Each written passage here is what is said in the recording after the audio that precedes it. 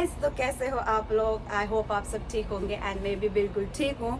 तो वेकेशन से आने के बाद अभी तो 1 मंथ हो गया, बट वेकेशन से आने के बाद भाई सब इतने ज़्यादा कॉम्प्लिकेशन फेस किए मैंने, एनजाइटी तक हो गई थी मुझे।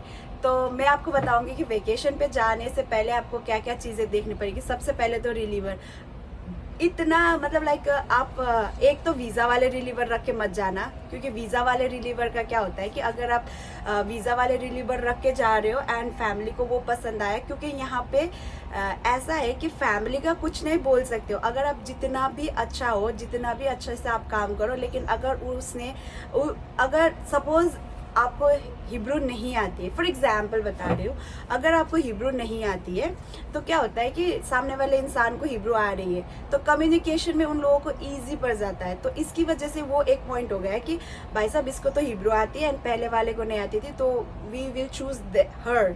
तो ये चीज़ हो गई। एंड दूसरी चीज़, अगर उनका एक्सपीरियंस बहुत ज़्यादा है एंड वो बहुत अच्छे से काम कर रही है, करे जा रहे जितना कि आप नहीं करते हो, तो उस केस में भी वो लोग चेंज कर सकते हैं। तो सबसे पहले अगर आप वेकेशन पे जा रहे हो तो एक अच्छा सा रिलीवर ढूंढ के जाना। एंड उसके बाद में जो है, आने के बाद भी आपको शांति नहीं मिलने वाली है। तो this are the things, fact पे बोल रही हूँ, क्योंकि मुझे ये सारी चीज़ें फेस करनी पड़ी जब मैं आई थी। दादी ने इतना ज़्यादा कंपेयर किया, पूछो ही मत। वो तो ऐसा करती थी, तुम क्यों नहीं करते हो? वो तो ऐसा करती थी, तुम क्यों नहीं करते हो? क्योंकि मेरा दादी के साथ 1 ईयर कंप्लीट भी नहीं हुआ था, तब मैं गई थी वेकेशन पे। तो ये भी एक चीज़ है, अगर आपके फैमिली में 1 ईयर कंप्लीट नहीं हुआ है एंड या फिर आप 6 मंथ 3 मंथ्स कर रहे हो एंड आपको घर जाने की जल्दी है, तो उस टाइम में तो और ध्यान से सोच समझ के डिसीजन लेना। क्योंकि बहुत सारे केसेस यहाँ पे ऐसे है कि आप छुट्टी पे गए हो एंड आपने जिसको रखा हुआ है उसी को उन लोगों ने रख लिया एंड आपको डिसमिस कर दिया। तो वैसा भी केसेस हुआ है, होता भी है। एंड ये चीज़ें हैं। एंड फिर दूसरी चीज़ें ये है कि लाइक दादी के मन में एक वो बैठ जाता है कि मुझे इससे अच्छा मिल सकता है, मुझे इससे अच्छा हो सकता है। तो वो चीज़ें भी उनके दिमाग में फिट हो जाती है। And the second thing is, आने के बाद दादी हॉस्पिटलाइज हो गई थी, वो तो सबको पता है, मेरे लास्ट ब्लॉग में दिखाया था। तो ऐसा भी होता है कि आप एक इंसान को केयर कर रहे हो एंड सडनली चेंजेस आ गए उनके शेड्यूल में, तो वैसा हो जाता है। तो ये चीज़ भी बहुत ज़्यादा कॉमन है। कभी कभी गिर जाते हैं, क्योंकि ये नहीं बोल रही हूँ कि वो लोग आके गिरा देते या फिर केयरलेसली करते, ऐसा नहीं। ऐसा होता है कि हैंडल नहीं कर पाते, क्योंकि आप एक इंसान के साथ 24 आवर्स रह रहे हो एंड उनको हैंडल कर रहे हो। तो एक अचानक से एक इंसान आके, दूसरा इंसान आके वैसे हैंडल नहीं कर सकता है, तो गिर जाता है एम्प्लॉयर। तो गिरने के बाद हॉस्पिटलाइज होता है। तो यहाँ पे इतना लाइक अगर हॉस्पिटल जा रहे हो तो सोच लेना, कभी कभी तो वापस भी नहीं आते हैं वो लोग, ऐसा सिचुएशन होता है। तो ये भी ध्यान में रखना कि ना ही बहुत अच्छा, ना ही लाइक बहुत केयरलेस, एकदम ठीक ठाक, जिसका रिकॉर्ड अच्छा हो वैसा रख के जाना। क्योंकि अगर आप जो केयर नहीं करते उसको रख के जाओगे तो आने के बाद में आपको बहुत सारे प्रॉब्लम फेस करनी पड़ेगी। फॉर एग्जाम्पल, हॉस्पिटलाइज हो जाते हैं कुछ लोग एंड उसके कुछ लोग तो मर भी जाते हैं। एंड जो इजराइल में, शायद से वो मेरी बातों को लाइक कंपेयर कर पा रहे होंगे, क्योंकि जितने भी लोग वेकेशन में जाते हैं, आने के बाद आप लोग को सुनने में मिलता होगा कि एम्प्लॉयर मर गया या फिर लाइक वो हॉस्पिटलाइज हो गया। ऐसा होता है क्योंकि वो सडन चेंज की वजह से होता है।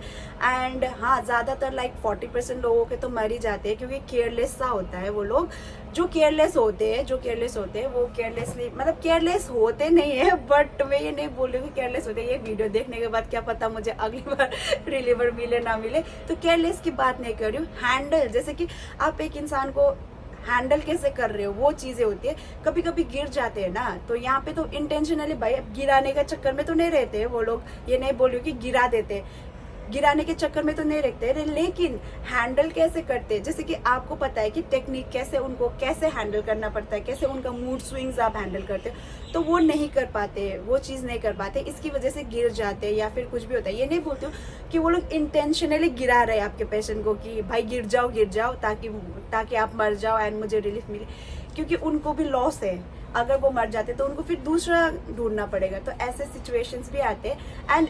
एंड लाइक अगर आपका एम्प्लॉयर मर गया तो आपको विद इन 7 days आना पड़ेगा। एंड अगर आपकी फैमिली अच्छी है तो वो छुट्टी जा रहे हो एंड आपका एम्प्लॉयर मर गया या फिर कुछ हो गया, तो वो लोगों का क्या क्या रहता है कि वीज़ा कैंसिल होने के बाद आप लोग री एंट्री भी नहीं कर सकते हो, ये सारी चीज़ें होती है। हाँ 7 डेज़ का तो है, 7 बाई रूल्स अगर आपका एम्प्लॉयर मर जाता है तो आपको 7 डेज़ के अंदर वापस आ जाना है इजराइल। लेकिन अगर लाइक आपकी फैमिली अच्छी है तो आप आराम से भी कर सकते हो। फॉर एग्जाम्पल मेरा जब दादी मर गया था, मैंने बताया कि मेरा लास्ट ईयर ही घर जाने का प्लान था, but unfortunately my employer died.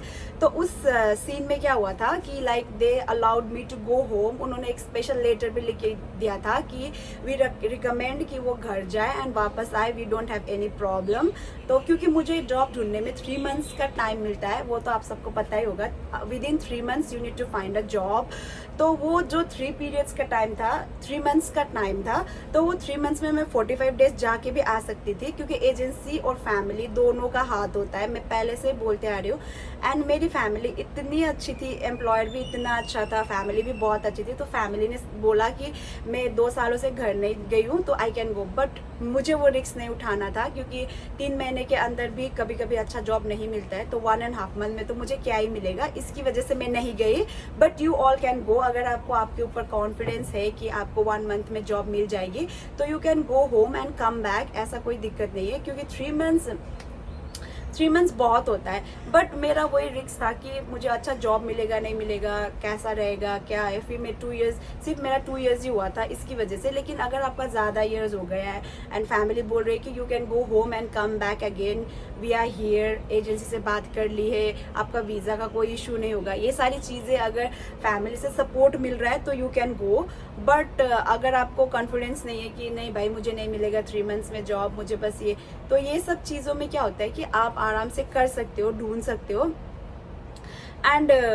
And दूसरी बात ये है कि हाँ रिलीवर अच्छा ढूंढ के जाना, क्योंकि ये सारी चीज़ें बहुत फेस करनी पड़ती है। अगर आपको लैंग्वेज नहीं आता है एंड दूसरे इंसान को आता है तो ये चीज़ें भी ध्यान में रखना। एंड दूसरी बात ये है कि एंड ये सोच लेना कि रिलीवर लोगों को सबको ही आती है लैंग्वेज, भाई उन लोगों का 10 साल 20 साल हो चुका होता है यहाँ पे, तो उनको तो लैंग्वेज आती है, तो ये दिक्कत आ सकती है। एंड दूसरी दिक्कत ये है कि वो लोगों का जो कुछ ज़्यादा एक्सपीरियंस होता है ना, तो इसकी वजह से वो लोगों को लाइक कैसे हैंडल करते या कैसे करते वो मुझे नहीं पता। बट अगर इन्फ्लुएंस हो गए तो भाई साहब आपका पत्ता गुल हो जाएगा। तो ऐसा भी होता है नहीं हुआ है 2-3 लोगों के साथ, एक्सपीरियंस के साथ बोल रही हूँ, क्योंकि मैं कुछ भी ऐसे हवा में नहीं बोलती हूँ। मैंने देखा है अपनी आंखों से ये सब चीज़ें होते हुए, एंड मेरे साथ भी खुद होने वाली थी। लेकिन नहीं, मुझे तो ऐसा नहीं हुआ था, बस उन्होंने कंपेयर किया था, ऐसा नहीं कि भाई निकाल देंगे, ऐसा नहीं हुआ था। बट वही वही हुआ था कि मतलब लाइक भाई देखो ये तो ऐसा करती है, तुम नहीं करते हो, ये तो ऐसा है, वो तो वैसा है, ऐसा है। एंड उसके बाद हॉस्पिटल जाना पड़ा, एंड फिर oh my god, bad phase of my days. तो अभी सब कुछ ठीक है, एंड हाँ एक हेटिक भी था वो टाइम पे, लेकिन अभी सब कुछ नॉर्मल हो गया है। एंड वही गाइज, अगर आप वेकेशन पे जा रहे हो तो सोच समझ के रिलीवर रखना, एंड ये सारी चीज़ें ध्यान में रखना। बहुत अच्छा भी नहीं एंड बहुत वो जो केयरलेसली काम करते हैं वो भी नहीं। आप लाइक देखना उनको अच्छे से वो करना, फिर उसके बाद ही आप हायर करना।